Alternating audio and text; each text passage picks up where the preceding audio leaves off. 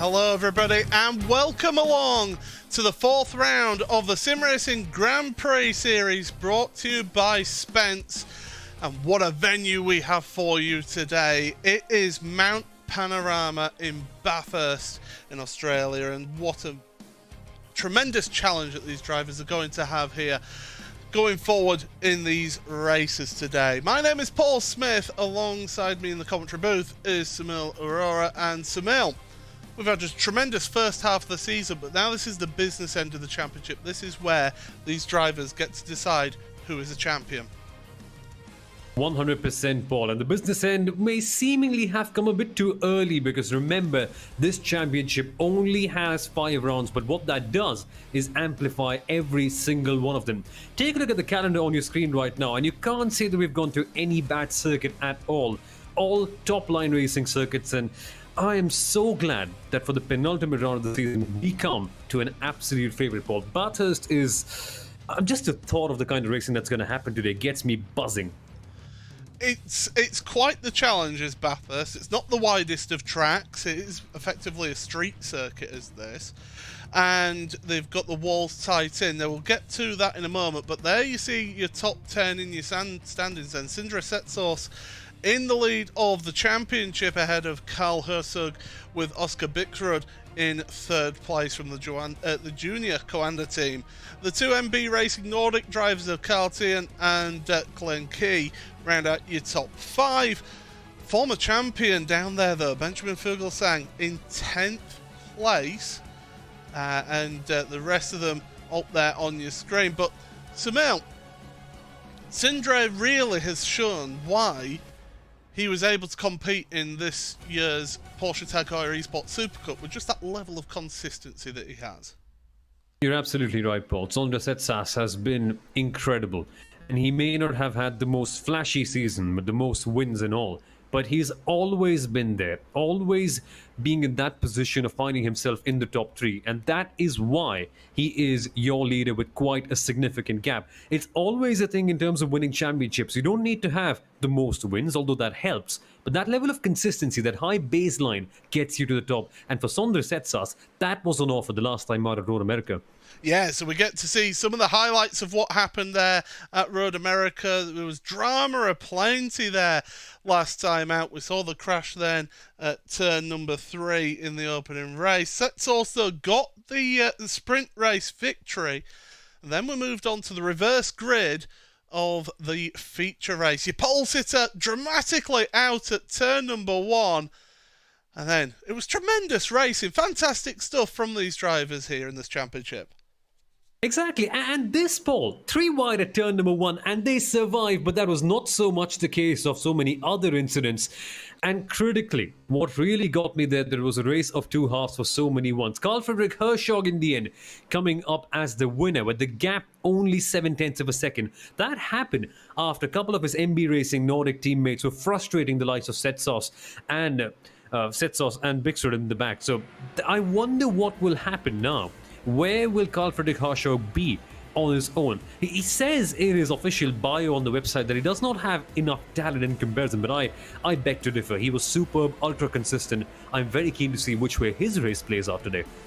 Don't worry everybody, you're not missing anything at all here, because the drivers are just in there, a little bit of a warm-up session before we head into qualifying. We'll take you in fact through the format in just a moment's time. But these drivers just getting themselves back into the swing of things, get that rhythm into place, and really get back used to this track. And it's a track that you have to feel comfortable at. We'll also give you a hot lap video shortly as well. So plenty for us to look at. Here's your format for today though.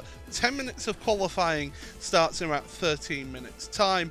We've got a 15-minute sprint race after that. We've got a 15-minute break between the 2 races for the drivers just to take a break from all the action, and then a 30-minute feature race to decide who gets the big points at the end of that. Of course, top 8 inverted grid in that feature race as well. So plenty to look at here.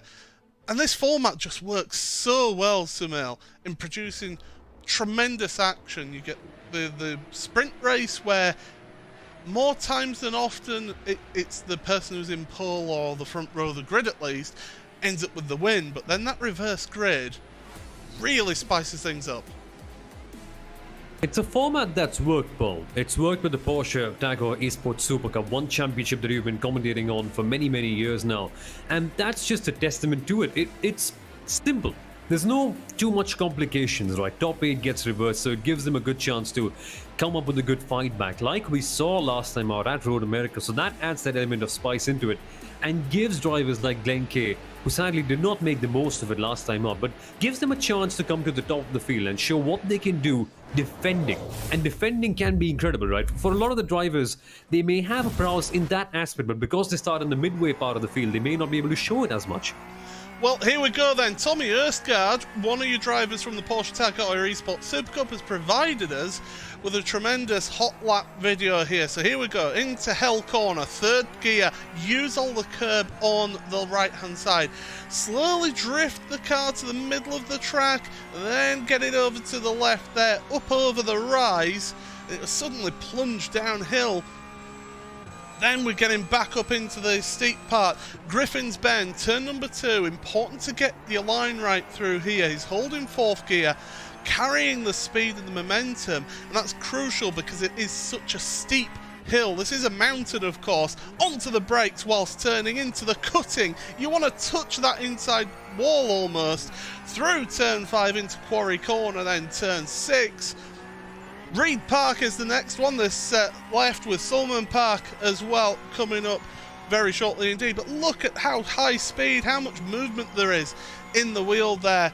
Through turn number 10 at McPhillamy Park, and then we're going to reach Skyline, and the track just drops away from you here through the S's, changing down gears whilst turning as well into the dipper, the steepest part of the track. Again, right, left, really at the limit of adhesion into the brakes then for Forest Elbow, and it's crucial to get the run out of that corner absolutely spot on, because you have now got the Conrod Straight. 1.9 kilometres long is this straight. It's one of the longest straights in motorsport right now.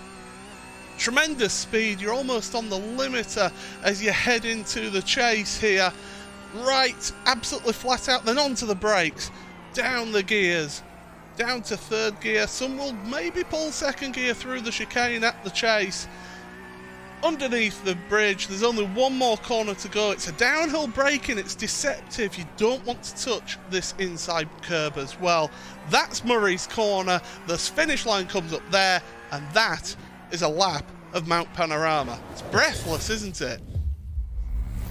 Masterclass, that's all I can say about that. I wonder why. What makes it so good initially? When I was playing the circuit first time out, it was in Real Racing 3, by the way, not a sim that, but just a casual mobile game. I wondered, man, this track can't be real. It must be one of those fictional ones that they create for the video game. But no, it is very much a real racetrack. And I think, Paul, it's criminal that it's not rated as highly as, say, something like a Spa-Francorchamps or like a Nürburgring. Perhaps that's because we don't see races there that often. But really, when you come across here at the start of the year to see those sort of endurance races and then the V8 supercars as well, just baffles me to see why this track is not in that debate of being one of the best circuits in the world, because honestly, it's got everything that you could ask for. You've got the closeness of the walls. Somebody glanced the wall then when they went through there, up over the mountain. You've got the undulating nature of this track. As I say, it is effectively a street course, because you've got people's driveways leading onto the track. You know, it's you've got the post boxes by the side of the track here. It's very limited use. You get the Liquimolly 12 hours of Bathurst at the start of the year, that tremendous sunrise start that you get here for the 12 hours. There's a TCR 1,000 kilometre race here, and there's also the Bathurst 12 hours. The 1,000 kilometre race, should I say, of the supercars. So it is a brilliant track that not many internationally get involved with racing, but I think it's grown its prominence a bit more as we're seeing these drivers just getting their eye in this practice session. And what really helps, Paul, is SimRacing, because normally this is such an exclusive track that you only end up speaking about it when we have those big races. But thanks to SimRacing, accessibility, of course, a lot more easier. And I think it's just something about the tracks down under, right? This one, Phillip Island as well, two proper gems on the iRacing service, but we don't often get to see here. But the best part is we've got it here in action today, and that is clubbed up with the best of the best in Norway, a country that has a tradition of producing some great racing drivers, especially on the sim, and then the 911 Carrera Cup car. It's a proper beast, Paul. Many drivers say that you can never be comfortable in that car, and then you add Bathurst onto it. Seems like they'll be, in some sort of electric chair of sorts. Very uncomfortable is what I mean to say. That's not the right analogy, though, is it? maybe not at all there. But here's Fuglsang then, working his way up over the top of the mountain. Here's somebody who really has got to get the bit between his teeth now and really get some good results. Lying in 10th place at the moment. Had a nightmare last time out, only scoring 2 points at Road America, should I say. Nearly took us down to Georgia last time out. But yeah, Road America, very difficult round for him. He's got to recover. Exactly. And when you consider that it's only 5 rounds, it amplifies it so much more. And you have so many chances to go out there, prove yourself, but not so much here, right? Every moment matters, every single one of them counts. And I can only imagine what kind of mental pressure that brings, Paul, knowing that you only have 5 odd chances to show your worth. In a championship that's so competitive, a national level championship, by the way, must be hard to contend with it, and then to still have the right mentality to go out there and show exactly what you're made of. Kenneth Ostwald there, we're just having a look at, did not start the opening round of the championship at Circuit of the Americas. And Simon Hagen then, the 91 driver, currently in 36 in practice. Of course, these times, this practice session, this is just all about getting them all acclimatised to the track again, isn't it? It's all about just getting that muscle memory working again. They will have spent hours upon hours, especially at this venue, practicing, because you have to be so millimetre accurate. Exactly. You need those sort of practice sessions just to get yourself acclimatized. They will have had qualifying. They will be having qualifying later on, of course, but you need to get used to it. You can't just hop into a car at Bathurst and expect to be competitive. Firstly, if you do that, there's a very good chance that you might crash your car like that you see on the screen. So you need that sort of time. You need to gel into the car, understand what the car is feeling like today, and then manage it out with the track conditions, because changing temperatures as well, Paul, at Bathurst, there's a history of it really affecting you big time, and that could be also a factor to account for. Yeah, you can see his setup there, triple monitor setup for him in the bottom right hand corner of your screen. Some drivers liking that, some drivers like the VR setup. And me, I haven't moved away from a single screen yet, so I need to work on that. But you know, these drivers, they've got that field of view there, that vision of being able to look at that, and you can see how he does move his head, he's moving his eyes to where the apexes of the corners are. It really does help you having that triple monitor setup, just give you that wide vision of the track. Oh, 100%, Paul.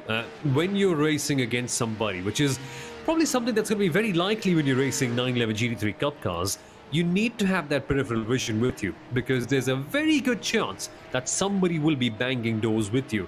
You can't have a single screen monitor. You can't press button 14 to look, oh, who's on my left, who's on my right. When you do that, there's a good chance by that you'll be making contact and the cars will be spinning around. So that triple monitor helps you out with that aspect, helps you keeping it clean. But as you also mentioned, Paul, spotting your apexes when there's so limited vision, is what I mean to say, in the 911 GT3 Cup car, you need to maximize it as much as you possibly can. A triple screen gives you that advantage. And VR, Paul, that's a fun fact that you mentioned. Many drivers seem to like it, but I'm not sure if I've seen it at a competitive level so far. So is it a correlation of sorts, or is it just a preference kind of thing?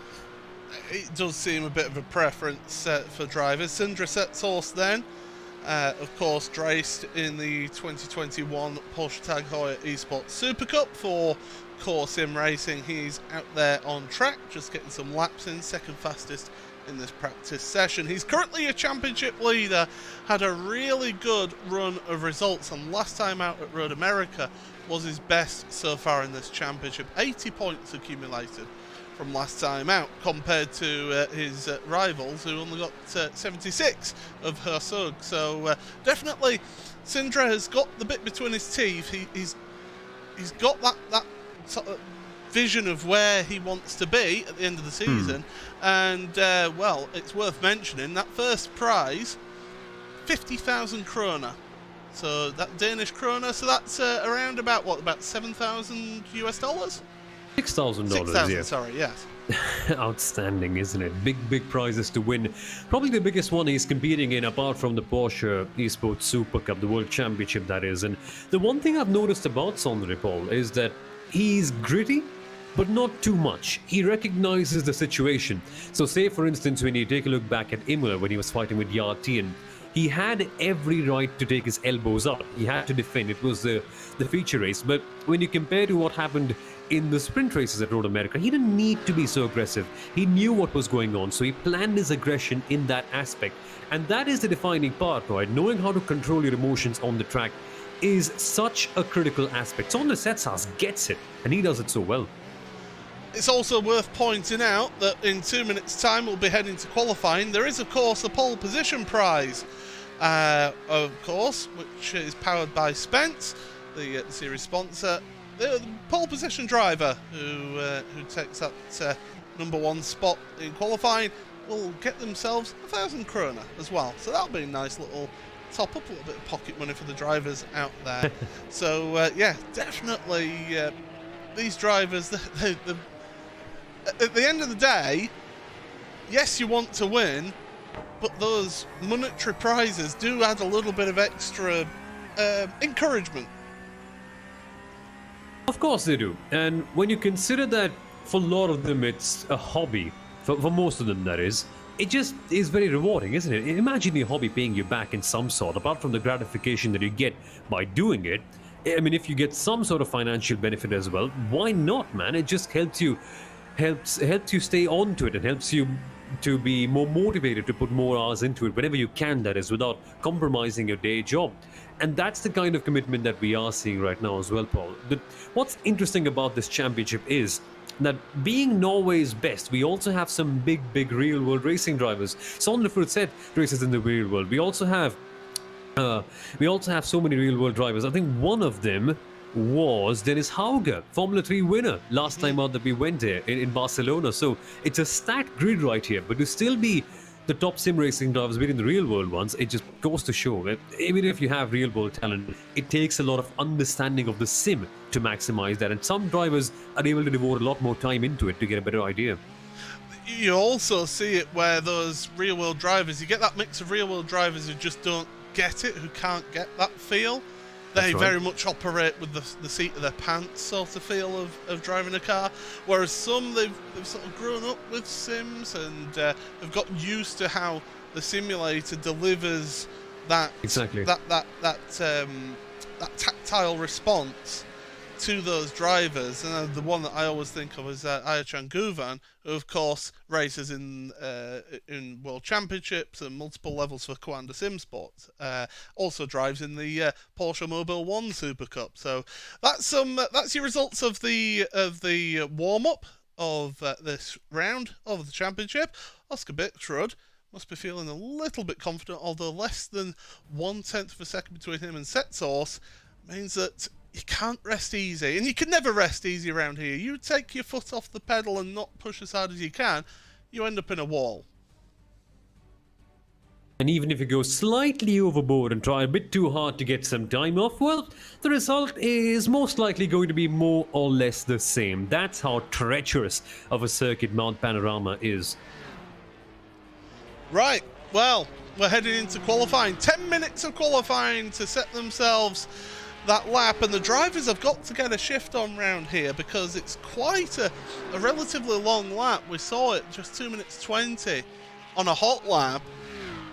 Your out lap where you're trying to prepare the tyres and the brakes and get the pressures up. I mean, you're seeing here Setsource, he really is driving like his pants are on fire here because he's absolutely pushing it straight out of the box there. So Setsource, he knows he just needs to get there and get his lap times in, as we'll go the side by side as well. So the driver on the right there, didn't quite catch the number there. I believe it was the 133. Was it the 131?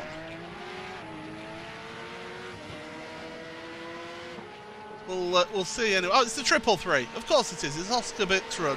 This is going to be the big battle then, Samil, between these two out there on track. They've been the closest in the warm-up. See how Bixrud is just doing a little bit of weaving, trying to get a little bit of lateral movement in the tyres to get some heat into them. So, Sindre, though, straight on it from the moment he left the pit lane. In fact, Bixrud all over the grass there. Ah, interesting. So the first error right there for Bixrud in qualifying already. And Sondre Setsource now starting his first flying lap. Now what intrigues me, Paul, is that with 911 GT3 Cup car, normally the second lap or the third one, and sometimes it's the third one, mostly it's the second one, that's where you get the most pace out of the car. So if he's pushing on the first lap as well, it intrigues me because consistently holding out 2 fast laps at Bathurst is very mentally demanding, makes you more prone to make a mistake. Setsource, of course, he has the experience with him, but that will still be quite a challenge for anybody. He's backed out of it because he made a mistake on the exit of Hell Corner.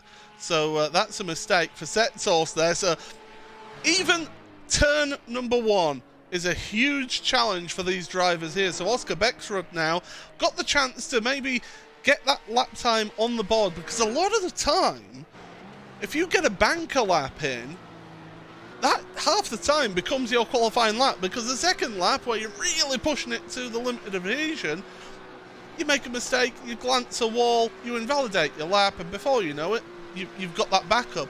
Setsource now, he's only got 6.5 minutes to get out there and to get his warm-up lap done again, which we saw was about 2 minutes 10, and then get out there and do the hot lap as well.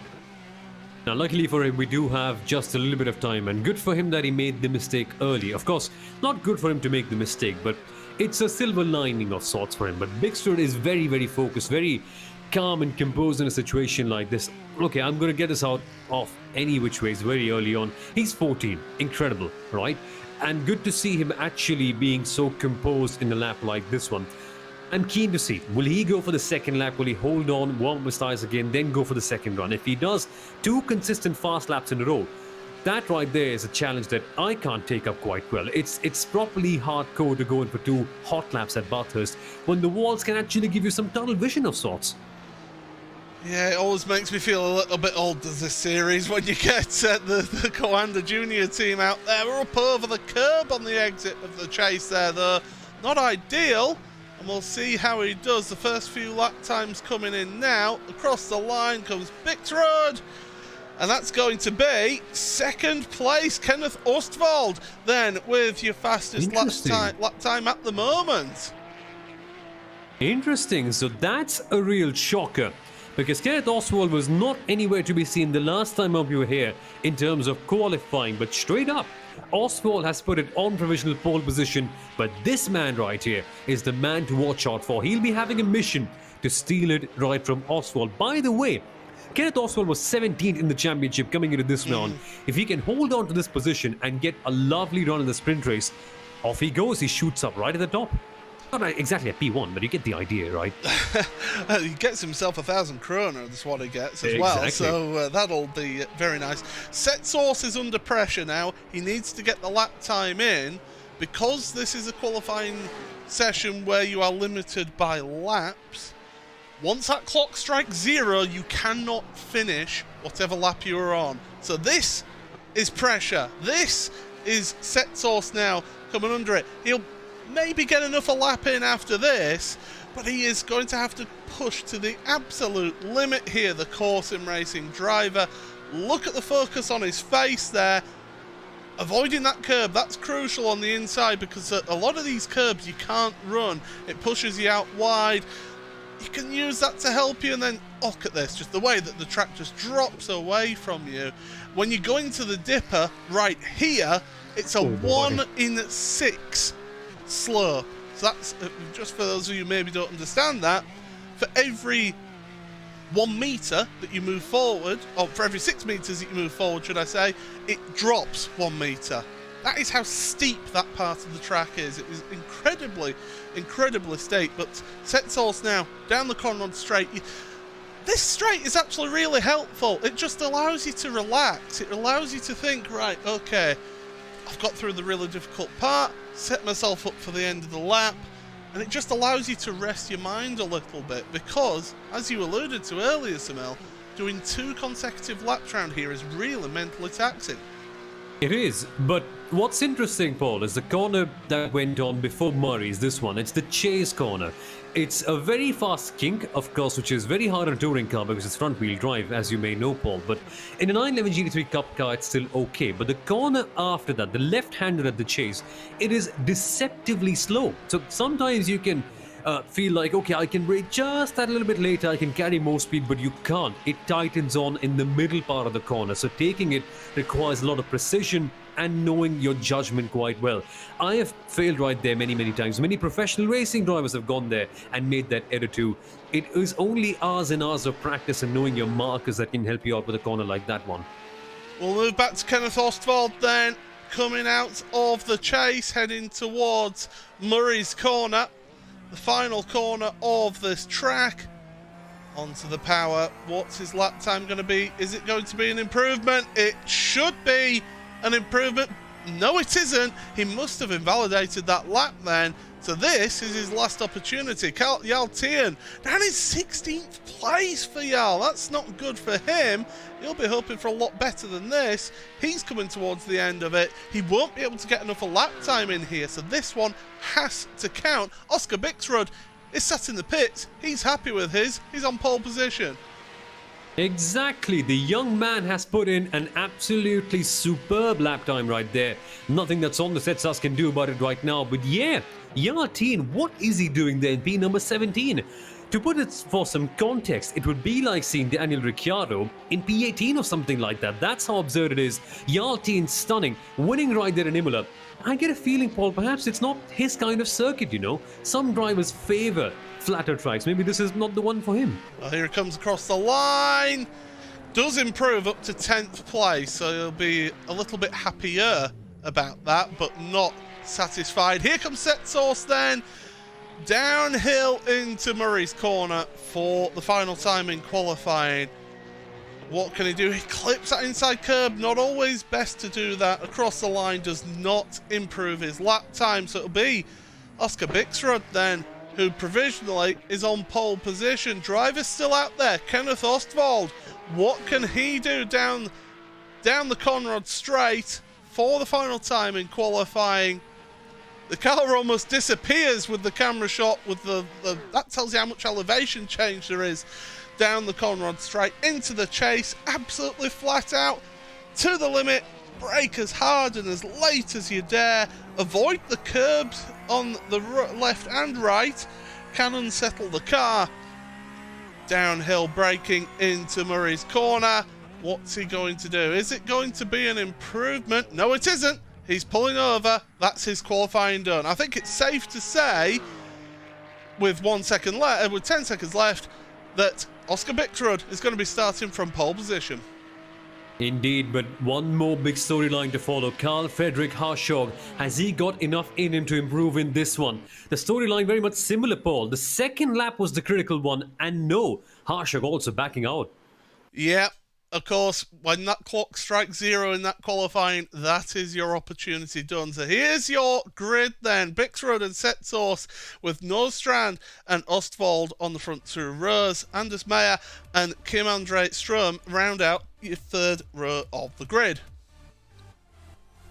Then we'll move on to the fourth row. It's going to be Glenn Key and Benjamin Fuglsang with Carl Fredrik Herzog and your Tor Anders Bereven in 10th place. Jarl Tien in 11th place, won't be happy with that, with Roger Christensen down there in 12th. Rest of you drivers out there. Dennis Bjerk then in 13th, he won't be happy with that. The Coanda Junior Team driver. Sindre Furisev in 15th. Sindre Silva 22nd, of course, former Rallycross World Championship driver. And still, big grid here, 40 cars in this grid there, and a few more of your drivers, but Marius Berg down in 29th place. We're waiting for the drivers to get onto the grid, so we'll be able to get through the final few very quickly. And well, it's a really mixed up grid. Very quickly then, Sunil, the sprint race, what do you expect to see here? Pandemonium, A, crazy racing, B, and I think a Sondre Setsas win, C. But I hope to see Bixrud get that one in. I want to see some great variety in the championship. Well, here we go then. Almost ready for the start of this race. It is round number 4, the sprint race from Mount Panorama in Australia. Revs rise, looking for the green flag. Away we go then for the 4th round of the SimRacing Grand Prix powered by Spence. Good start from Setsource on the front row of the grid. Rest of your drivers working their way through, but it is Bixrud then who is in the lead of this one from pole position as they're heading up Mountain Straight for the first time. You'll see 2 3 wide driving as they go up over that rise, plunge downhill into Griffin's Bend for the first time. This is an overtaking opportunity into this corner, but you've got to be alongside enough to make this one count. Drivers working their way through. Good clean start so far, but the cutting is where you can have track blockages take place. Exactly, the mid part of the circuit, the big hilly section is where you can expect big crashes. But Paul, at the start, I didn't expect this to happen so early on, but Oscar Bixrud swerving at the front stretch already. The gamesmanship is on. Yeah, the slipstream is so strong up the mountain straight. Of course, that straight, it's 1.1 kilometers long is the mountain straight, so that does really affect you. Down through the S's, through Skyline, into the Dipper. We see a cloud of smoke there, obviously locking up of brakes as they're plunging downhill towards Forest Elbow for the first time. Just look at that sea of Porsche 911 GT3 Cup cars as they come downhill out of Forest Elbow onto the Conrad Straight for the first time. This is where you'll start seeing people darting around trying to break the slipstream, and there you go. Bixrud is trying to break the slipstream of Sindre Setsource.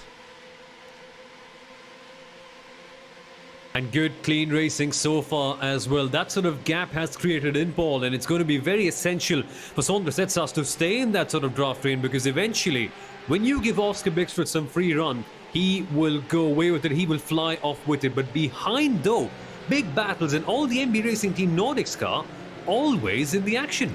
Comandre Strom, I think, had a slowdown penalty at the chase. I think he went across the grass, has dropped down the order a little bit. So down to 10th place for him in this race. Of course, 7 laps for this opening race here today. So we're going to see short and sharp. It's a long track, is Mount Panorama, of course, 6.2 kilometers long. Glen Key and Herzog have been battling further down in your order. In fact, here we are with Key. Look to the outside of Griffins. This is quite a brave move if you can pull it off, but he doesn't. He slots back in there, and now he's going to be under pressure from behind, and there you go, loses the position. That's how it shows here, Samil. You go from attacking one to then losing a position. Margins, Paul, that's the thing right here in the SimRacing Grand Prix Championship. They are all... Oh, that's not where a car should be, by the way. That is margins gone wrong. The level of competition here is so high that you try and make one move. You make a slight error and bam, someone will be right there pouncing on you. When it's someone with the quality of Carl Friedrich Harschog, it becomes very hard to get that position back on as well. So great racing, but what was up with that car there, Paul? That was bizarre. Well, Kenneth Ostwald. No. Yep. So that's what happened, and that looked like it was a hardware failure. The way that the car just suddenly goes left. You usually see it if there's a technical problem with their steering wheel or equipment, the car just suddenly shoots left, and that is him out of this race. And it's a good job, actually, that that car didn't bounce off of that wall back across the track, because that would have caused a significant incident out there. So thankfully we're able to keep on racing here. It's Bixrud, Setsource, Nordstrand then up into third place, in third place should I say. Meyer now up into fourth. Christensen and Isaacson are battling away further down. This is Anders Christensen as well. Onto the brakes into the chase. You can see him working the wheel. And I can't say that I've ever thought of the comfortable wear for sim racing as a shirt, you know, as a proper button-up shirt. But there you go, he's happy in it, and he's very happy to do that, but representing Hella Media very well. Exactly, Heli Media, one of the top Nordic outfits in the sim racing world, always right up there. In fact, one of the top prizes in this championship is also brought to you by Heli Media, so they've got a big influence. Meanwhile, Nils-Erik Isaacson going side by side with Sondre Furuset. Oh man, this is interesting. And Furuset, see, that's what happens, Paul. When you're at the outside line, there barely is any grip there. You get onto the wrong run. And so that's the case here. That's the golden word. You have to be on the inside line right there on the run to quarry. Yeah, it's Griffin's Bend is so difficult to go around the outside. You've got to rely on the other car on the inside making a mistake. The car in front almost kissing the wall there was Mayaseth. So really working those margins to the absolute limit there. But yeah, these drivers, they're pushing the limits so hard. But as you say though, for Griffin's Bend, you've got to be on the inside to make that move work, or else you're just out on the loose stuff, and before you know it, you've got one car, maybe two cars making the way past you. Indeed. And take a look at this one. You've always got a big sort of misconception that this car has an ABS. It does not have an ABS. And when you come to a corner like the Dipper and then the Forest Elbow, where you are braking and turning at the same time, it becomes so hard. And those sort of lockups that you see there, folks, they look spectacular because there's a recent iRacing update that made the smoke a bit more denser. But yes, don't be surprised when you see lockups like that one. It's crazy to see what kind of action that we're getting to see already. And look at this, a perfect example of that. One tiny error and bam, someone will be right there with open arms to take that position from you. Yeah, it was Mayaseth then making the mistake, and Thomas Wangen then behind in the Fox Gaming car. The number 64 trying to take advantage, not able to get alongside and past, but now set him up nicely for Hell Corner. Out of that corner, carry the speed up Mountain Straight using that slipstream, but we'll look to the front of your field. Set Source and Bixrud are neck and neck still out there. They've pulled out a little bit of a gap, about a 1.2 second gap between them and Nordstrand as well, as we're on lap 4 of this 7-lap race already. And well, Bixrud showing tremendous maturity so far up at the front, but it's so difficult to be under pressure around this track. Indeed, it is. It's hard enough to drive a normal lap around here at Bathurst, but when you do so, when you've got an orange and white core sim racing car of Sondre Setsas behind you, it's like having a raging bull approaching you right at the back, and keeping your composure in a moment like this one is going to be hard, especially when you consider that Bixrud is just 14. But that's 14 in just age, right? It's just a number. In the way he drives, he feels like he's right in his prime, and something like a 25 or 26. Amazing work that's going on there with Oscar Bixrud. And what's interesting, Paul, is that his teammate this time out, which happened to be a sad coincidence of sorts at Road America and then Imola as well, Benjamin Fuglsang has not crashed with any of his teammates. That's a good sign. He finds himself in B number 5, maybe just building up to a good result here this weekend, which is going to be necessary for the 2020 champion. Yeah, Fuglsang doing a tremendous job, as you say, in 5th place. He's got a little bit of a gap between him and Anders Meyer, and he's in fact coming under pressure from Carl Frederick Herzog. But, 5th place, going well so far, but we're looking from the rear of that car just momentarily. You could see the concentration of Bixrud up there at the front of your field. As you say, 14 years old, but he doesn't drive like it. And that is a testament to the work that the team have done. This Coanda Junior outfit done tremendous work in working with these youngsters to get them up to speed and to get that level of consistency. And it's a tremendous support package that these drivers have got themselves there. Indeed, yeah, and I wonder how long will it take until we see a Coanda Junior driver properly competing in the World Championships as well. That's a question for later on. And here is a good battle because Tor Anders Berven is being pushed to the outside line by, that has to be Yerke, isn't it? Yeah, he's got somebody alongside him there. You could tell that they were alongside. He managed to hold the position actually, and he's kept it there for the Team Vikings driver. So Anders Berven then keeping his 11th place ahead of Roger Christiansen in the 171 car in 12th place. Look at this, the run through the corners. You can see the amount of movement that he's having to put into the wheel there as well. Really having to be quite positive with his wheel movements, not putting too much work into it, because if you work the wheel too much, you heat up those tyres a bit too much. And I know iRacing especially, if you overheat those tyres, the grip just drops away, and it takes you a little while to get the grip back. And of course, as you mentioned, Simel, track temperature as well holds such a big thing in iRacing, and you can really be affected by that. You've got the leaders on the right, and you've got that battle. Well, you've got a battle further up, actually, because Fuglsang and Herzog now battling for 5th place. Can they keep it together? Yes, they can. And it's Fuglsang who finishes that one in 5th place still, but under intense pressure from Carl Frederick Herzog. Guys, take a look at this narrative. It is 1 Coanda Junior car versus 3 MB Racing Team Nordic machines. This is going to be superb because Coanda Juniors filled with Norwegian drivers and MB Racing Team Nordic, as the name suggests, full of them as well. These are 2 of the top teams in the country. How they face off against each other in a 3-on-1 situation, Paul. It's going to be a lot of fun, especially when the MB Racing Team Nordic's car do have a draft and Fuglsang has none. That's it. Fuglsang's dropped back, hasn't he? 3.2 seconds behind 4th place. So really he's on his own, and he is getting ganged up here. Carl Tien. Now, Jarl Tien will be sat there thinking, come on, boys, start making some moves. I want to move forward here. But he is in that prime spot to start on pole position for the feature race at the moment. Yeah, that's it. That's pretty much it for Jarl Tien. He does not need anything more. And knowing Jarl Tien, he has more than enough defensive capabilities to hold on to it in a feature race when the moment arrives. So maybe, Paul, the strategy doesn't look too bad after all. We thought that he was having a terrible day in qualifying, but no. If he holds on to it, gets some half-decent points, but the biggie is the feature race. That's when you get the most points. And if Jarl Tien can hold on, and I'm very confident that he can, bingo, big weekend for him. Yeah, he's up 3 places, as you can see on the graphic at the bottom of the screen there.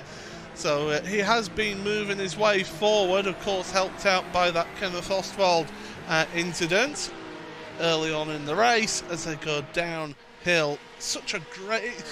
This Conrad Straight, you accelerate, and then when you come up this rise, it just slows down the acceleration rate because it's quite a steep road. And again, Fuglsang and Herzog into the chase side by side, and this time, Fuglsang's trying to hold it around the outside the chase. They're still battling door to door, wheel to wheel.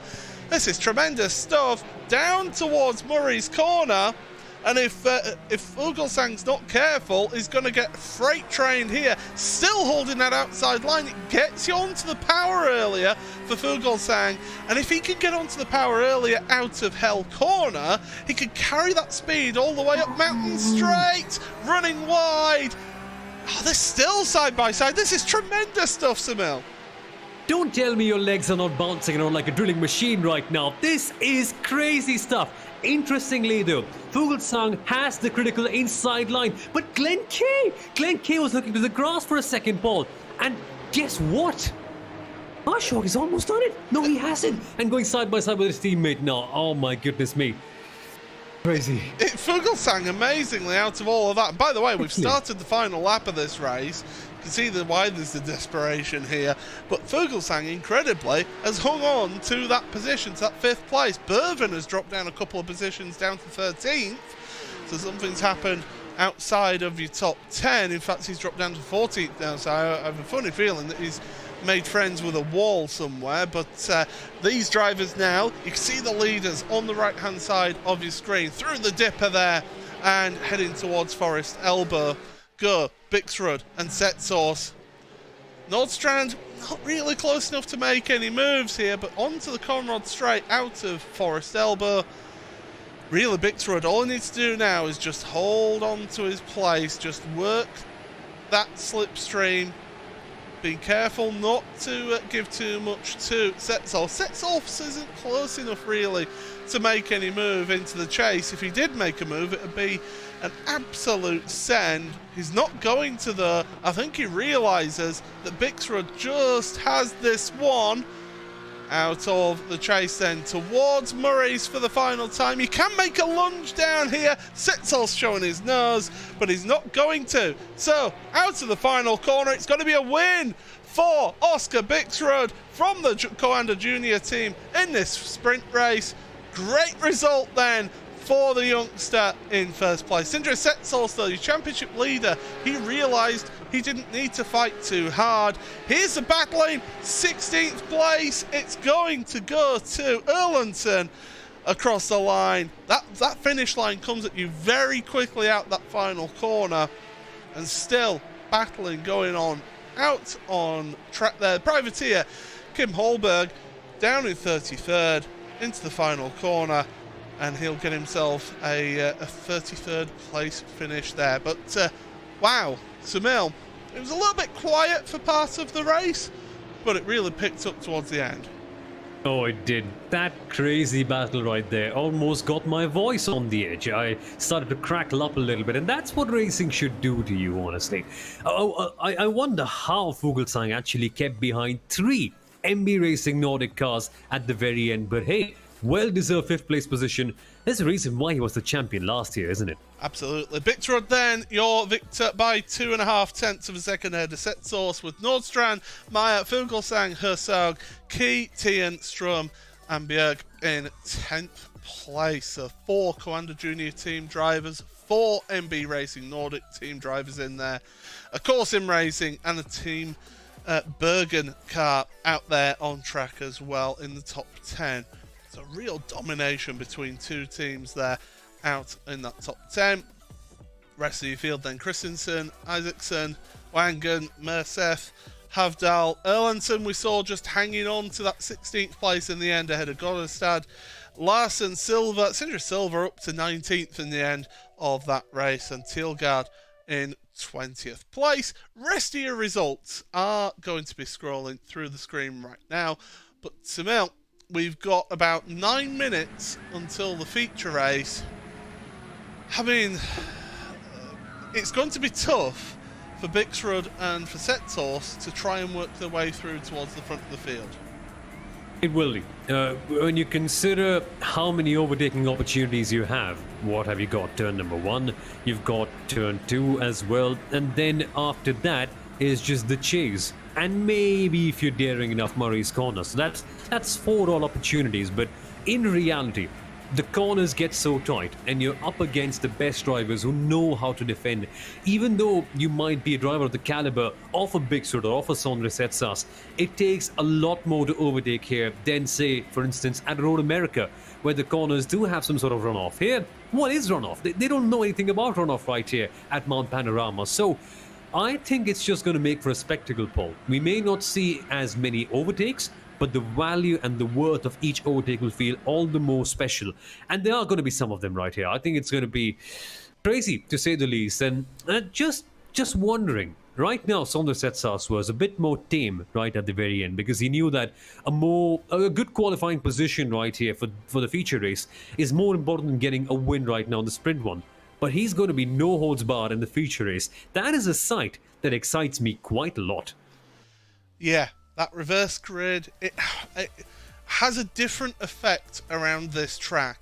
Because it is so difficult to overtake, I've seen it in other series that we've broadcasted here on RaceSpotTV, how a reverse grid draw really becomes a case of who can defend the best and who can do really well there. So definitely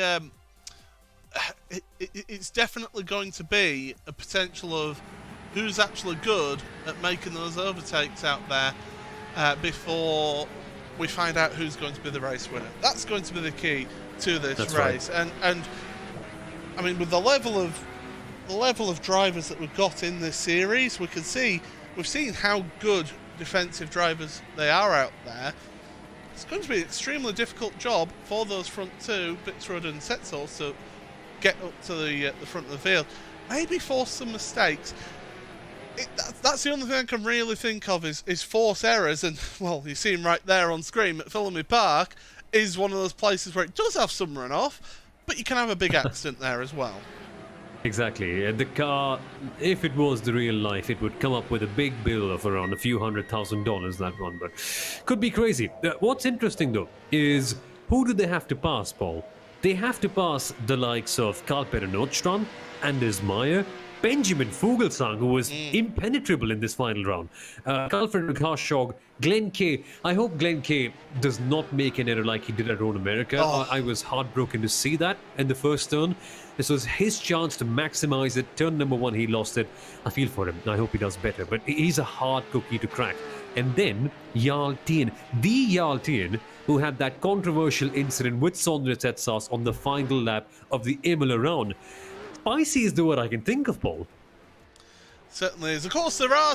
you mentioned about the controversial incident that happened at Imola. There are stewards who look at things post-event, so you won't see any penalties getting applied during the event here today, other than what iRacing has automated. Say, for example, instant point limits.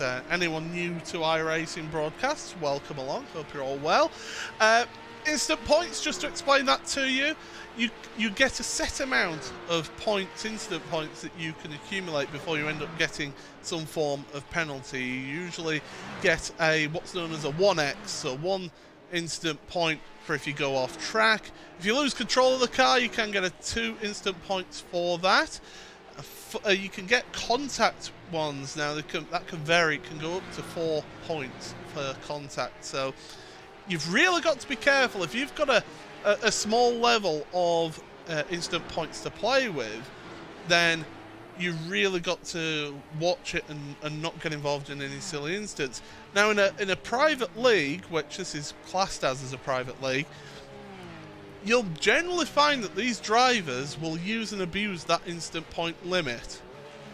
And I've competed in many series where it's been a 17 point limit per race, and 9 times out of 10 you will see the top 15-20 drivers will all be sat there on 12 or 13 instant points because they've been using and abusing the track limits.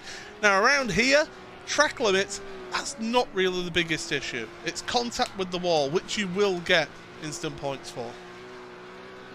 I love how Bathurst has a very simple solution to track limits. I mean, you go and push the limits, simple, you get damage.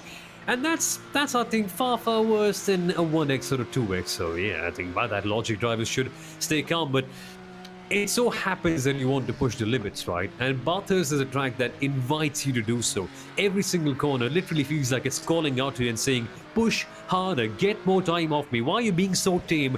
Go and hit the apexes. But when you do that, Paul, especially in this middle sector that we're seeing right now, and the same can be said with the wards. They call you out as well. They bring you ever so closer. And we know about the solution to track limits. So that is not the best way forward for them. But I quite like it. There's no ambiguity about, okay, you can have half a wheel off there. You can have this X, this Y, white line, red or white curves, whatever.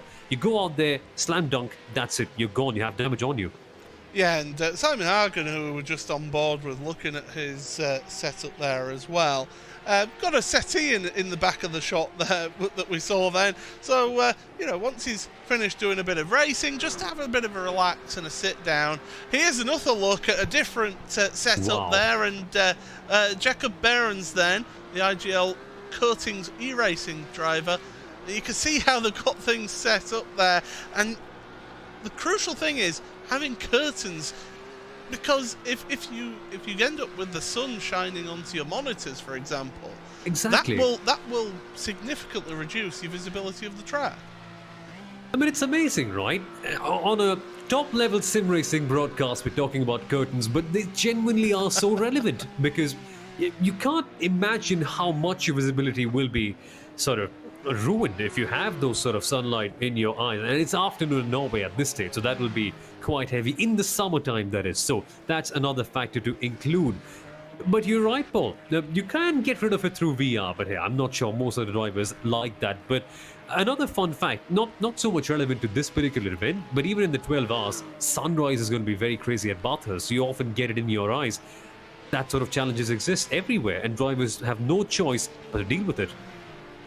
Yeah, screen glare is a real thing, and it's not just for the office environment. These drivers will have to do a display screen equipment checklist to be able to make sure that they're happy. Now, Herzog, we see there, just backing it into... that's not how you take the dipper, I can tell you that now.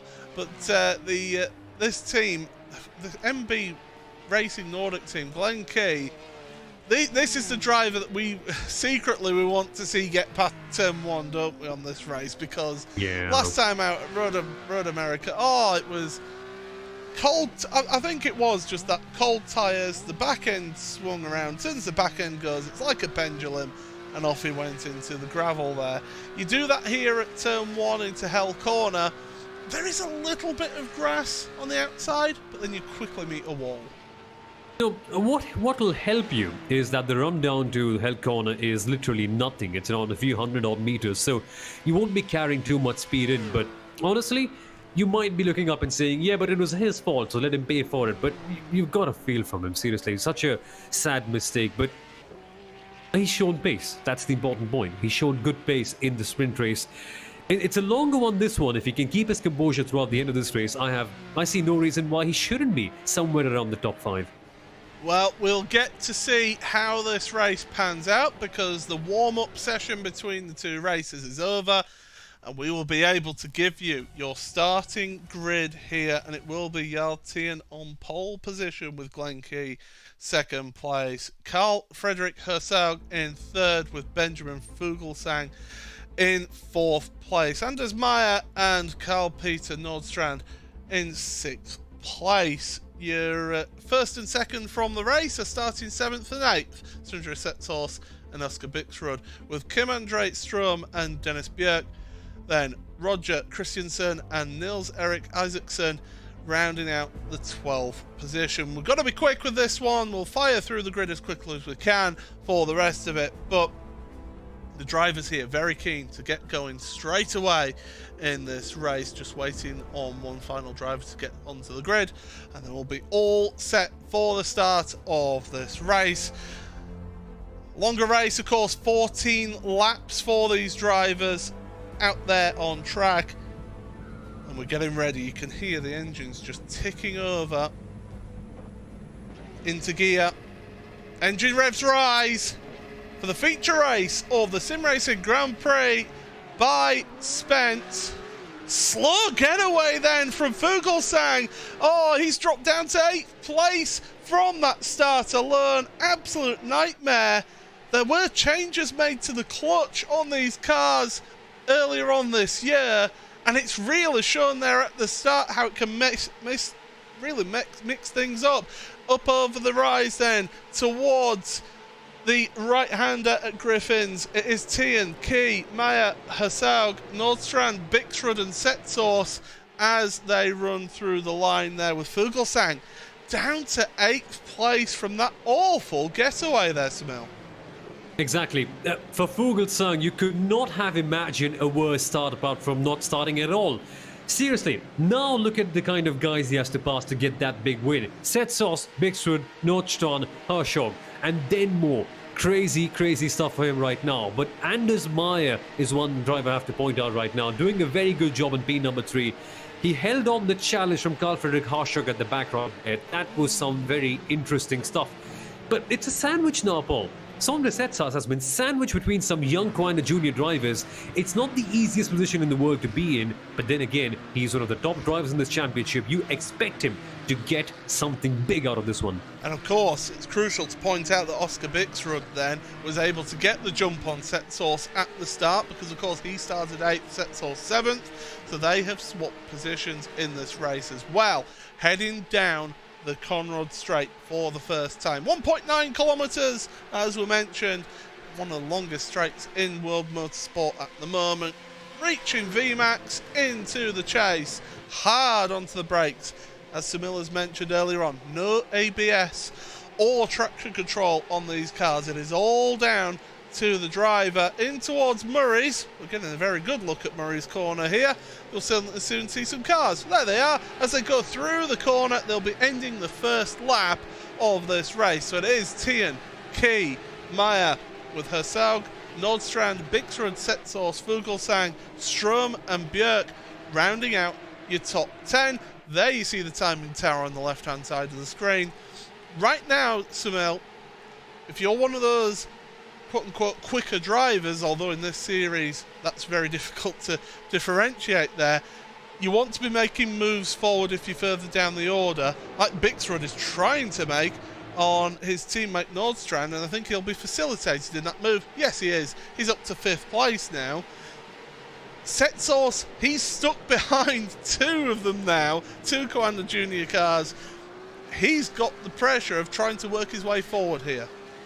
He has, and one thing I have to point out there, Paul, that it almost created a moment that could have had a big impact on the post-race debrief in the Commander team, because right there, Nordstrand was trying to pass Bixrud, did not work out, and he was almost into the clutches of Solner Setsas, all by an error on his own. So they will be talking to him about that, about not making moves like this one, especially when you've got, as I mentioned early on, a raging bull in the form of Solner Setsas right behind you. Going down the hill then. Down the hill, down the mountain. Brakes being locked up there. You don't want to do that too much, although it shouldn't affect the front left too much because it is quite unweighted, is that tyre, as you go down through Forest Elbow. And while Nordstrand and Bixrud now once again in front, you can see them, and Bixrud, wow, it's almost like he's giving the place back there, because Bixrud did make the move through Griffin's corner, Griffin's bend. Now Nordstrand is back ahead of his teammate. That's a bit interesting. I wonder whether team orders are on damage right here or not. There's damage. Oh, goodness. Bixrud has got big damage to the front right of his car. His steering will be affected by that. His top speed will be affected by that as well. And Setsource knows that. He realises that. He makes the move into turn 1. Bixrud runs out wide. Oh, he's a sitting duck in all of this, Samel. Why? Where did that happen? Where did he get that sort of damage from? That's going to be the big question right now for Oscar Bixrud. And with that, Fuglsang goes as well. So Setsas' day has become a lot more easier. And look at this one. Strom is trying to attack as well. Bad day gone worse. Yeah, this is Dennis Burke then behind, although he's trying to work his way through. No position gained there for the 92 for Strom in 10th place. So yeah, Bixrud is a bit of a sitting duck at the moment. So we're on board with Strom. He's got Dennis Burke in front. And yeah, it must have been over the top of the mountain. It has to have been over the top of the mountain. One of these walls here. You get so close with the right hand side. You can see how close they're getting to that wall there. And now, in fact, look at this. Burke and Strom now trying to battle it out. Bixrud will be a little bit flustered by that, but it's these straights, down the Conrad straight, not the mountain straight, where he'll really be feeling the effects of this damage.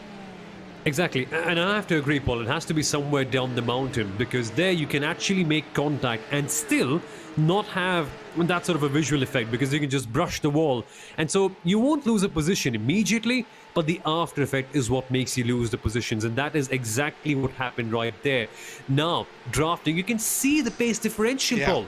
It is evident. Yeah, Bixrud is going to be a sitting duck down the straight, and bit of a lame duck there at the moment as he's going through. It could well have been out of Forest Elbow. It could have literally been... Oh, that's it. Yeah, up over the top of the mountain. Boy. That's the moment where he got that damage. And that is a heavy, heavy contact. That will definitely be affecting his steering. I would love to get an onboard shot from his roll bar just to see what angle he's having to have his steering at just to go in a straight line, because the tracking will be out on that car. There'll be definitely steering damage to it, and he'll be struggling on here. And he's got another... Oh, he's got most of the race to go yet here. Here comes another one. Just got to drive by the Strom. It's too easy for them. I think he's going to be experiencing exactly what Nico Rosberg was experiencing at the Abu Dhabi Grand Prix in 2014, where you know there's something on the car. In this case, of course, it's his fault, by the way, but you can't do anything about it now. You just have to drive on and watch the people go past you. It's not going to be pleasant. It is going to be challenging mentally, but it teaches you a lesson, teaches you how to deal with a circumstance like that. And for a driver so young and still so mature, it's going to be a big feather to add into his arsenal. So, for Bixrud, you did not win today, but you learned a lot. That's the wall that he hit there. So, clobbering those curbs, you could tell he's struggling with the steering. You've seen the input that he's having to put in there. compared to before where it was, oh, he's out of shape there through the aces. That's a heart-in-mouth moment, I can tell you from experience. So you can look at how much time he's losing to the cars in front. It's just having to try and get as many points as he possibly can get out of this race now. And the interesting part is, Paul, that sort of heart-in-mouth moment will happen every lap for Oscar Bixrud. Oh, goodness me, this guy will be going back in with some lessons on how to drive a broken car. And I want to take some lessons like that because I end up with a broken car on the first lap. So, hey, that's going to be fun. But meanwhile, under pressure from Strom is Yerke, his teammate. Down the inside he goes here, the final few corners. And no, that is not what you want to see. That was a bit ambitious, was that move. And the quarter panel contact was almost inevitable there. And both drivers have dropped down 21st place now. Oh, in fact, he's going to lose some more places now there. Down he goes to 24th, goes Kim Andre Strom. He was looking for a good result there. I just think that move wasn't quite on there. He wasn't close enough alongside to make that move work. I'm sure we'll get another look at that in a moment, Samil. But yeah, that quarter panel contact will just send one car around. Exactly. Race control will be taking their decision later on when the race ends, not while it happens. Take a look at this again. And you're right, Paul. The right word that you mentioned right there was ambitious. And dare I say, karma of sorts, because the car stepped out on him later on. Good that it did not hit anyone, but I think it was one of the greener cars that got caught out in that one as well. See, Bathurst, it's not so wide. You make one error, there's a good chance that somebody else is going to be impacted. Luckily, not in a direct form, this one. But at the top, Paul, what I'm really keen to see is this. Wow, Oscar Bixrud. Goodness me, that was another heart-and-mouth moment right there. Yeah, that was Thomas Wangan then making his way past Bixrud. And the next one queuing up. Well, it's like queuing up and taking your number at the deli counter. You're just waiting patiently to make your move here. Roger Christensen now is up one place already after that incident with the incident with Dennis Burke. But Christensen now, he's got his eyes forward, although he'll have eyes in the back of his head as well, because he's got pressure from behind as well. The 125 of Marcus Meyersurf, well, he's trying to make his way past, and in fact he'll be getting a good slipstream. Here we are on board with Meyersurf, going into the chase. He got a bit of a wiggle from the 171 onto the brakes, and Christensen, oh, there's Bixrud going completely off track there. I think it's yeah, that car is pretty difficult to control, as we've been seeing, and I'll be amazed if that car makes it to the end of the race, if I'm honest. Prepare to be amazed then, Paul, because Bixrud is driving so hard. I think he's going to make it, although after losing a few positions. But hey, look at this. This is some superb stuff. Matthias Halfdahl in the heat of all of it. I think it was, Espen Erlandsen trying to attack him in the Bergen car. Now coming up to the mountain stretch. Erlandsen will be looking for the inside line, but that has been smartly blocked off by the Heli Media car. Pandemonium is the word I mentioned earlier on. Pandemonium is the word I'm going to mention right now as well. Halfdahl, trying to hang on to that position. The Team Bergen car behind, trying to attack. And it's just like a swarm of bees, is this, behind them. They're just everywhere are all these cars. Just all queuing up, trying to make some moves. Not quite working out, but you've got to get to single file up over the top of the mountain. Because really, that's the other way you can go around this track in a half-decent, fast way. Here's a look then at Bixrud. Oh, he almost got into the back. He abandoned that. He knew he was going into the back of that car and thought, no, I'm getting out of this one. That is, again, very mature driving. To realise that you've made an error, get out of it and abandon it. Meanwhile, his teammate Carl-Peter Nordstrand also hitting the outside wall. I wonder whether he's got damage here as well. Does seem okay in terms of straight line speed, but coming back to your point, Paul, yes. I wonder what goes on in that Coanda Junior team outfit, how they train these young drivers, because You don't expect this from such a young kid. That is tremendous awareness, and awareness is what you need to win races, in this case, to avoid someone else being hit. Now let's see if Karl-Peter Nordstrand has a similar level of awareness in relation to Sondre Setsas. And almost halfway in, Paul, Setsas has not made many positions. The only one position he gained in was because of Fuglsang's error. So it's not been a very easy race for him right now. Yeah, Fuglsang, and of course Bixrud dropping down the order as well has helped him out. But Fuglsang's behind. I mean, this front 7 are all together there, out on track. They're covered by 2.5 seconds. They've just blown away the rest of the field because they're all busy tripping over each other. Wangen and Meyerseff are battling away further down the field.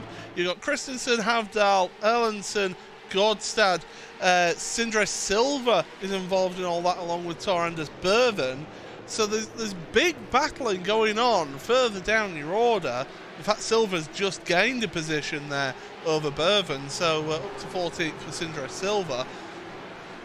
Tremendous action through the field, but this front pack, this front 7, have just been so on it from the start.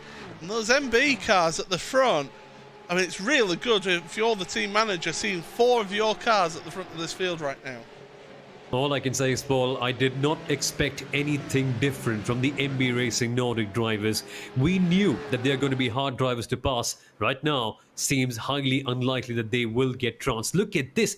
Oh, there is damage, by the way. Yeah. That car, what is it? The front left compound, the front right tire, that is. Yeah, that is heavily impacted. Let's ride on board with him to see whether it has had any impact, and luckily only cosmetic from the looks of things. Well, I mean, that's on the exit of Forest Elbow. It's more of a glancing blow there, and fortunately for him, for Nordstrand, it's not appearing to affect him too much, so it's not really affected the steering. You could see that he was holding the steering quite straight. There you see him working the wheel from his sim seat, and out the final corner across the line we go. We're halfway through the race then. It is Jalthian who's in first place ahead of Glenn Key. Anders Meyer and Carl Fredrik Herzog round out your front 4. Peter Nordstrand is in 5th place ahead of Sindre Setsas, with Benjamin Fuglsang and Thomas Wangen in your top 8, with Marcus Meyersuth and Roger Christensen rounding out your top 10 in this race. Halfway through this race, we've had plenty of action happening already. We've still got half of this race to go here, Seville. I mean, this could really suddenly just explode and come to action. This championship gets me so excited. It really has drama on every corner. Now, ideally at this pace, at this part of the race, this is where things kind of settle down, but it builds up for an amazing climax. I'd like to think of it much like a very well-directed movie, say for instance Joker, where it'll build slow, have some drama in, and then boom, the climax. That is where the fun will be. That's what we're getting to, and not too far off is that place. But look at this, Paul. Furset, meanwhile, has gained so many positions, and while they're focused only on the top 7, the guys at the back really are putting up quite a show there too. Yeah, Wangen and Meyerseff have both gained 5 positions as out of the Cormaco's Nordstrand. And again, just down the Conrad Straight, not really making any moves. Speaking of moves, Glenn Key and Anders Meyer, they're working together, and it's going to be Key. Is Key going to hang on to this? He's on the inside for the chase. This is slowing each other down. Don't forget, maybe a little bit of a rub there, a little bit of contact between the two of them. And look at this now, Anders Meyer coming under pressure from Herzog. They don't want to fight too hard because they're all teammates. You can't allow other drivers from other teams to get involved in this. You've got a top 4 on the cards here, guys. Work together. Well, they're not. They're fighting. They're still fighting over position. Meyer holding on to 3rd place, and now Herzog moving back into line. And all that, Nordstrand had nowhere to go because they were too wide all the way through that. So If you have to fight between teammates, that is how you fight between teammates. Block out any potential for overtakes.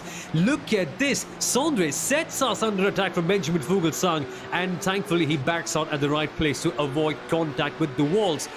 Yeah, that's where the climax is now. This is where it really starts to get onerous, Paul, because now we've seen some sort of descent between the teammates. Are we starting to see the cracks appear finally? And that could give a big opening to the likes of Nordstrand and Setsas. Well, Tien has got a 2.4, almost 2.5 second lead at the moment now over second place Glen Key. So that fighting, that little squabble there has really helped Jarl. Big sideways moment there from Herzog through the top, through McPhillamy Park, and down through Skyline and the S's. Once again they go. Setsas so concentrating so hard, trying to find any kink in the armour of the cars in front. The problem is, because of the slipstream being so strong here, they can't get past. And I've seen on my timing screen Sindra Silva dropping down the order. So something's happened to him out there. He was 14th, he's down to 19th now, so not ideal for him. Here we go, side by side. Nordstrand's pulling the trigger. He's wanted to make a move, but no, not quite getting ahead of Herzog, but still, they're going to fight this one too. Murray's off onto the grass. Big sideways moment there. Setsas will sense an opportunity here, but he's not quite close enough to make the move there, Smil. Exactly, I think they should rename the name to MB Racing Team Nordic Great Wall, because they have been blocking things off oh so well today. And look at the narrative of it, Paul. It is a Coanda Junior car chasing, 4 or 5 MB Racing Team Nordic cars. That is quite the opposite of what we see right here in the Porsche Tagore Esports Super Cup. And what if your Sondre Setsas? You have to fight against endless Coandas there. You have to fight against endless MB Racing Team Nordic cars here. Goodness. He's showing his nose again. Locked up the brake. That could give an opportunity for Fuglsang, but no, nothing forthcoming yet. We're almost heading into the third act of this race here. Lap 10 of the feature race, and this has been some tremendous action. Bathurst never fails to entertain, that is for sure. And when you've got drivers of this calibre running so close together, is just tremendous stuff. I mean, 2.5 seconds covering second to 7th is absolutely fantastic. You can just see the queue of cars there onto the brakes for the MB Racing Nordic driver of Carl Fredrik Herzog. Down through the dipper there, really teasing the walls with the side of your car. No moves being made though, so they're into Forest Elbow once again. Out the Forest Elbow and on through the gears, trying to get to the top speed and trying to get any moves. But they've all separated out a little bit here now, Samil. They've a little bit of a gap between them, so no moves being forthcoming here.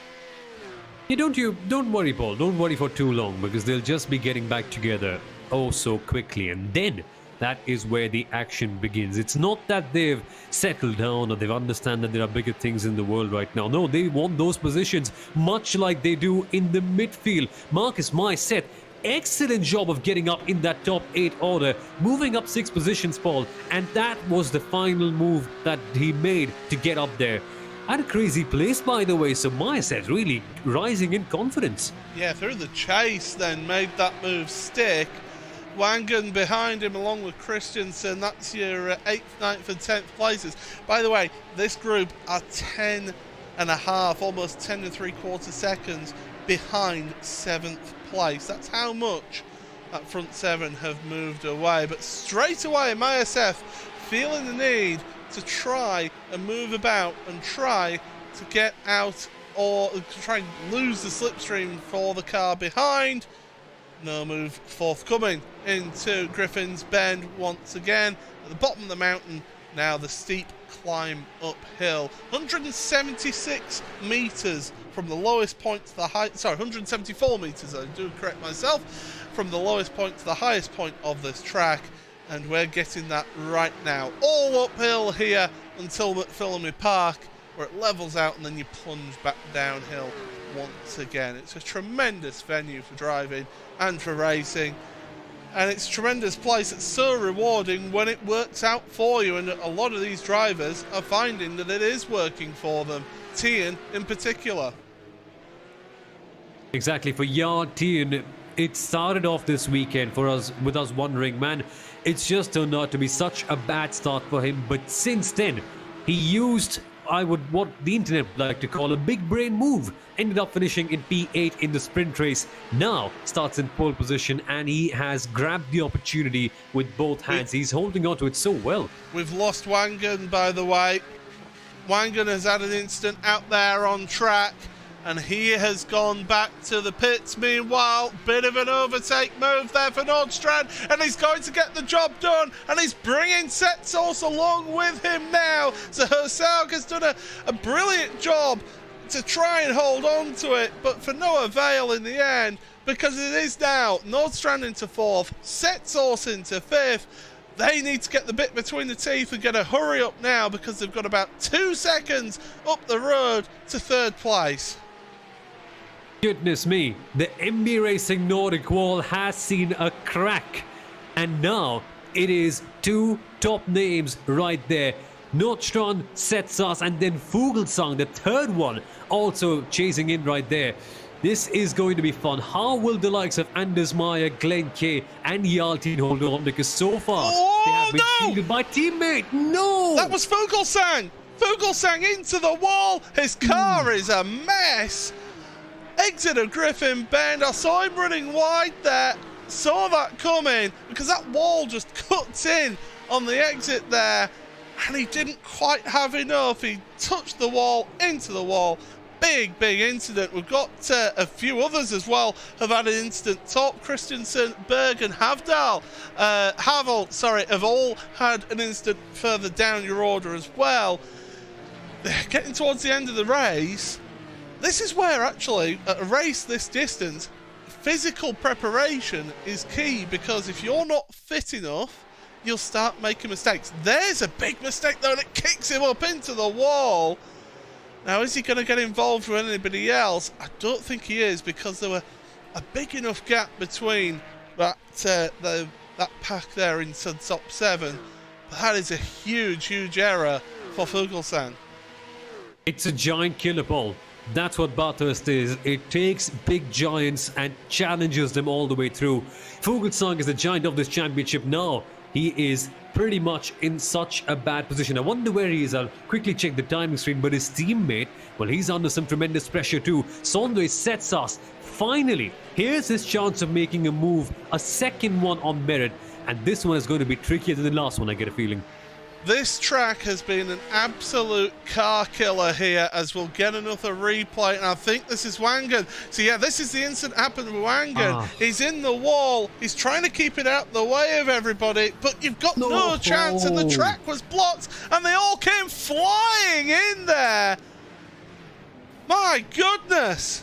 It's been a long time since I've seen that happen, with a complete track blockage down into Forest Elbow. But it's so blind around there. I was mentioning it's been a car killer as this particular race. There are only 27 cars remaining running at this point in the race out of a 40-car grid. You don't need to say more, Paul. That is what Bathurst is. Blind. That is the word. They came in right there, nowhere to go.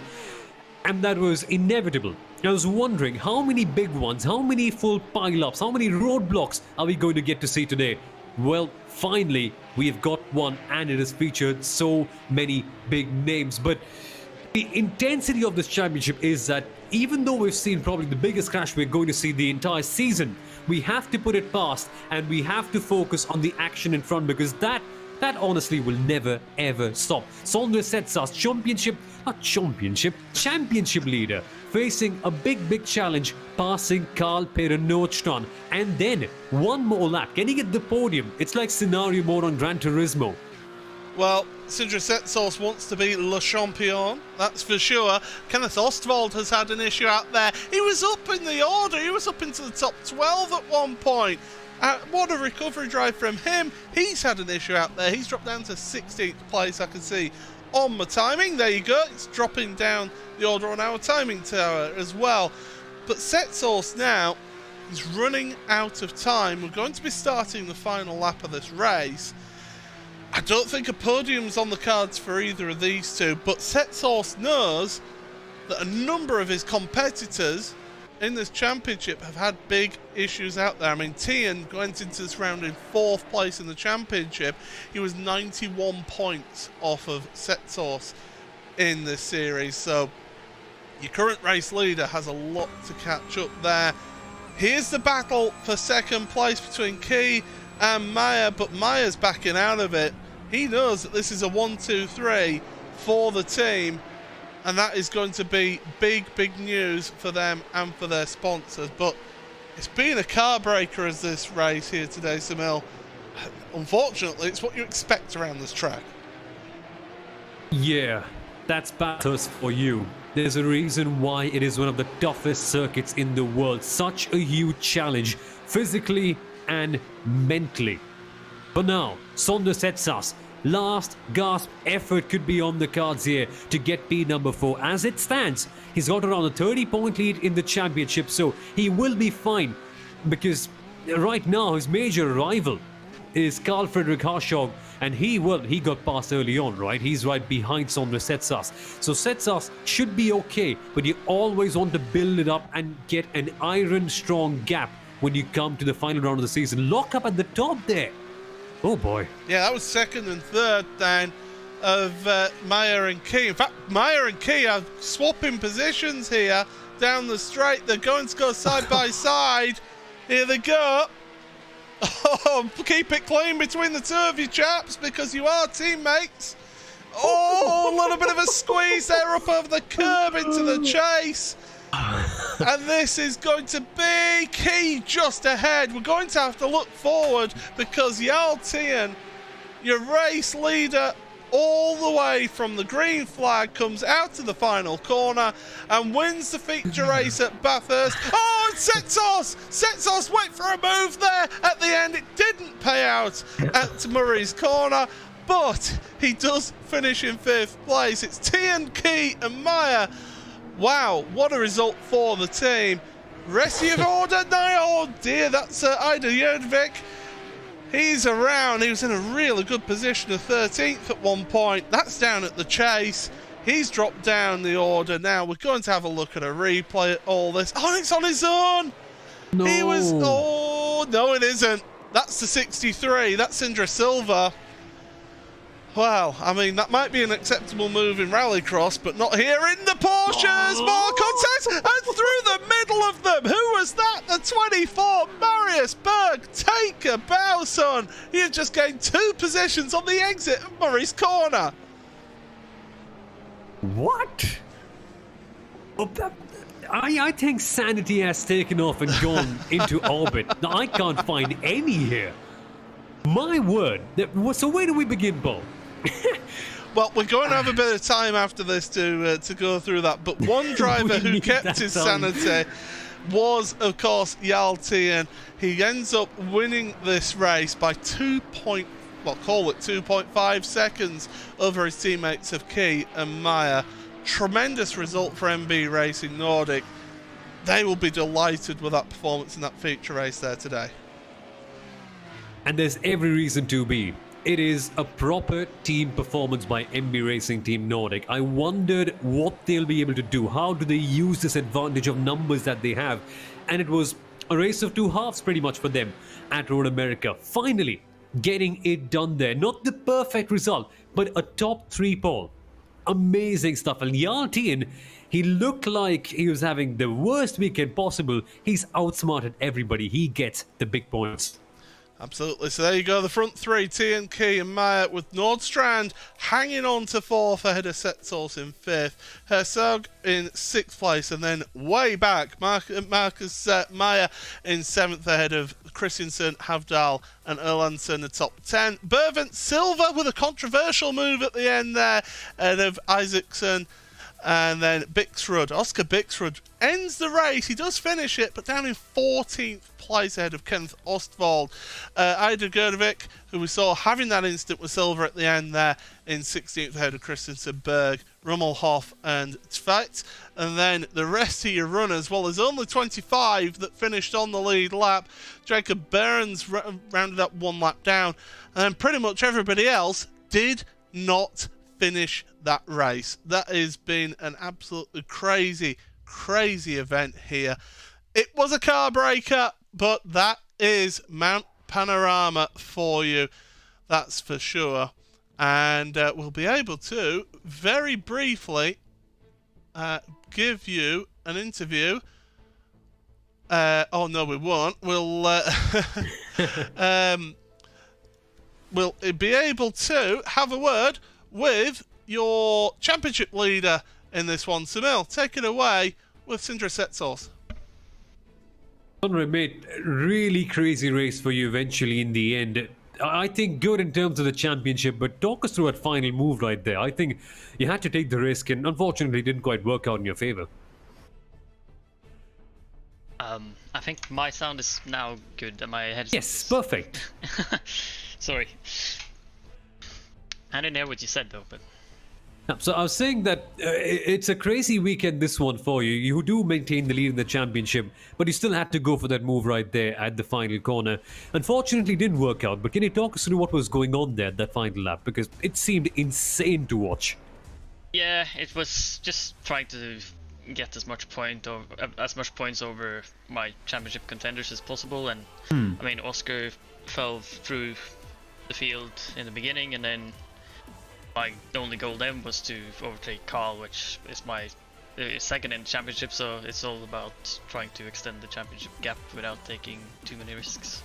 And on the broader scale, you do have quite a good gap in the championship, and I think it just sets it up quite well in the end. Yeah, I didn't take any risk at all, and in the sprint race it didn't seem like either me or Oscar were pushing that hard, but we still drove away from the field, so that's pretty good. I haven't had that much time to prepare myself for this weekend, because I've had exams and I've been to a barbecue on Friday, and so I've tried to be more social than actually try sitting here and practicing, which is kind of boring. So, but it worked out well tonight. Surely did. And Sunday, about the craziness that we saw right there, was it frustrating for you sitting behind 4 MB Racing Nordic cars right there? Does that team play kind of frustrate you as a driver? It eventually worked out quite well for you in the end, but still. Yeah, I mean, the driving we saw from some of the MB drivers at Royal America I was not happy with, because yes, you can have wheel issues, but you can't be braking straight ahead of me on the straight. That's not anything related to the wheel issues. So it's some dirty driving has been in previous in the series, but I mean, today it was fine. I just tried to focus on keeping it clean and getting as many points as possible. Exactly. Sondre, the track is crazy. I think the biggest challenge that we have this year. Anything particular that you faced right there in the car? I can imagine the wards being rather claustrophobic here. Yeah, I mean, I tried the setup that was released by Tommy for the VRS data pack, and that was undrivable for me, so I had to go the complete different direction, which luckily I have the experience in this car to actually be able to make something that works for me. So that worked, but I still struggled a lot with, especially into Force Elbow. I had massive front locking every single lap, and I just had to roll it in, and I probably lost many tenths every lap, and I could never get a run onto the backstretch, which kind of hindered me moving forward today. So, but anyway, it was fine, because it didn't seem like anyone managed to get a run either on me. So it was all right, but it could have been better.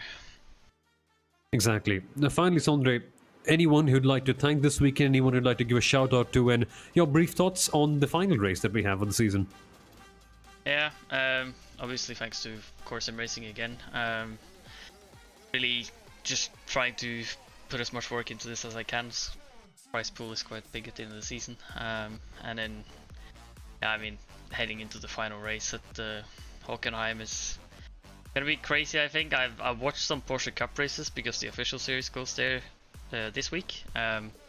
and it seems just like a massive draft fest. So that's going to be interesting. I think I'll just have to try and play it safe there as well, even though that might be hard. Finally, mate, thank you so much for being a part of this one. Thank you so much for taking the time to speak to us. All the best for the final round, man. Have a good one. Thank you, guys. There we go then. That was Sindra Setsource then, the man who finished in 5th place in the race here today, but will certainly be, we would imagine, after everything gets all finalised, will certainly find himself at the front of the standings here. But Samil, we've had a little bit of time to calm down from that race, because that was, and you said it perfectly, that was crazy out there. I think superlatives are a bit overrated in a situation like this one. We could say crazy, hectic, outstanding, outrageous. You just have to see it to believe it, right? And at that point, the adjectives start to fail in doing their jobs. They just feel ordinary. You have to see it, you have to be a part of the moment to experience the drama. My right leg was buzzing like a drilling machine, literally, out of, you can call it anxiety, out of anticipation of what's going to happen. It's amazing. It's amazing what the simple sim race can do to you. But it's just a testament to the quality of the drivers and the way the championship is run right here. Adds drama. Can be frustrating for some of the drivers to take on such a mountain of a challenge, quite literally here.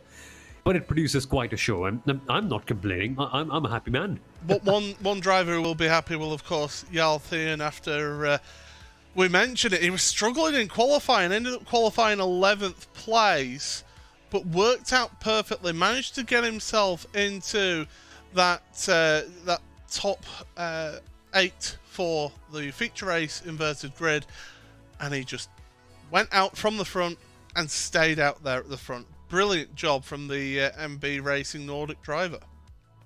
Pulled a sneaky on us, is what I'd like to say. Lowered our expectations and bam, got the big one. That's how you approach a format like this, ideally, I would say, Paul, so that you get the best of both worlds. We shall see what the results are in the championship, but stunning.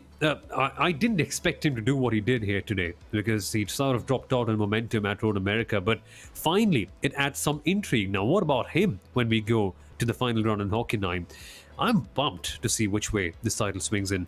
I will say that I am impressed with Oscar Bixrud to be able to recover that car, because it looked a pig to drive, did that car, and to finish in 14th place in that race in the end. Yeah, a tip of the flat cap from me, because that was tremendous driving, and we didn't see the majority of the second half of the race for him, but he was really struggling with that car, and it shows just how hard this circuit bites. It's a giant killer. It is. It can catch out the best of the best, and Bixrud, even though he is young, he has to be one of the top drivers right here. He's just stunning. And that level of maturity is what impressed me more than his raw pace, because you often get to see that with young drivers of this age. It's just the way he was aware, he was calm, and he approached it with such awareness, and especially that dodging out, Paul. He knew that there was going to be an error right there. He knew that he was going to crash out. He smartly blocked off. I wonder what's going on at the Commander Junior team. I want to see how they train these young drivers at such a young age. It's beyond belief, at least for now.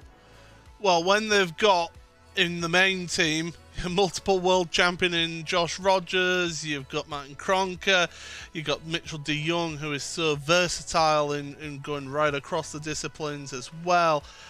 You've got such a wealth of... I'm not even naming people like Tommy Erstgaard and David Williams and Ayachan Guvan, who actually races these cars in the Porsche Mobile 1 Super Cup. Such a wealth of experience and talent there that they can just... Yeah, they're maybe not going to speak to them every day, but just be able to tip in and sort of use those resources and say, right, okay, we're working on this. What do you think? What do we need to work on, maybe? And it's just that, being able to access that really will set those drivers up. And this is what Coanda are trying to do and trying to achieve there. They're trying to bring the next generation through into their team.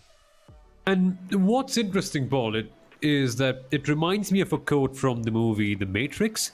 It's that there are many people who show you the door. I mean, the quote from Morpheus exactly was, I can only show you the door, you're the one who has to go walk through it. So there are many people guiding them through, but the way these young talents are executing that as well is also very commendable. But it's not just about Coanda right here. MB Racing Team Nordic as a unit working so well, tremendous.